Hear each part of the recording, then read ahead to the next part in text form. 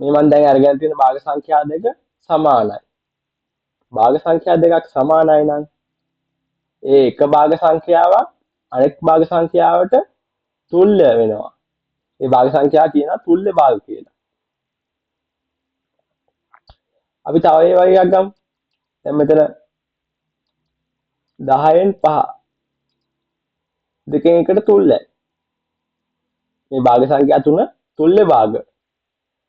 අපි දැන් බලමු තුල්‍ය භාග සංඛ්‍යාවක් හදාගන්නේ කොහොමද කියලා. දැන් මම දෙකෙන් එකම ගන්නවා.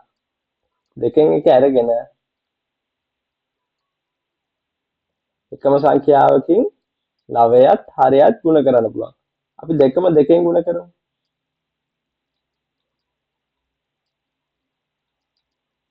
දෙවරක් එක දෙකයි.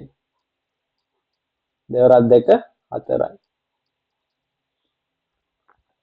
එතකොට 4න් 2 එකත් මේ දෙකෙන් එකට තුල්‍ය භාගයක්. තව එකක් ගමු. දෙකෙන් අපි ගුණ කරමු 3ෙන්.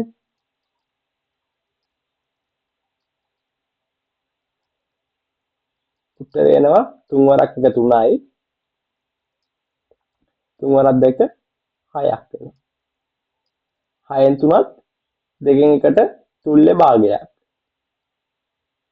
ගුණ කළා විතරද තුල්‍ය භාග ගන්න පුළුවන්? නෑ. බෙදලා තුල්‍ය භාග ගන්න පුළුවන්. අපි එහෙමත් කරමු. දැන් 12න් 4 ඒ භාග සංඛ්‍යාව සලකන්න. මේක අපි බෙදන්න පුළුවන් නේද? හරයයි ලවයයි දෙකම දෙකෙන්. මේ බෙදෙන සංඛ්‍යාව දෙකම බෙදෙන්න ඕනේ. හරයත් බෙදෙන්න ඕනේ, ලවයත් බෙදෙන්න ඕනේ. 4 දෙකෙන් බෙදුවාම 2යි. 12 දෙකෙන් බෙදුවාම 6යි. එතකොට 12න් 4ට 6න් 2 තුල්‍යයි. තුල්‍ය භාගයක්. තව එකක් ගමු. 12න් 3. මේ දෙකම බෙදමු. 3ෙන් බෙදනවනේ. 3ෙන් බෙදමු. හරයත් ලවයත් දෙකම 3ෙන් බෙදමු. පිළිතුර අපිට එනවා 3 3 ඒවා 1යි. 12ට 3 ඒවා 4යි.